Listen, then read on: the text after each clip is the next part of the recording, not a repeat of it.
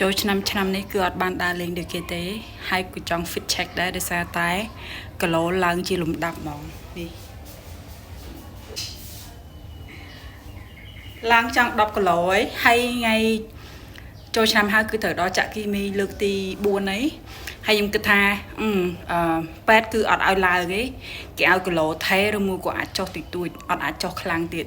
តែសំខាន់ឥឡូវឡើងទៅប៉ែតក៏ប្រាប់ថាអ្នកខ្លះគឺចាក់ឲ្យគេស្រកគីឡូប៉ុន្តែសម្រាប់អ្នកខ្លះវិញចាក់ឲ្យឡើងដូចខ្ញុំ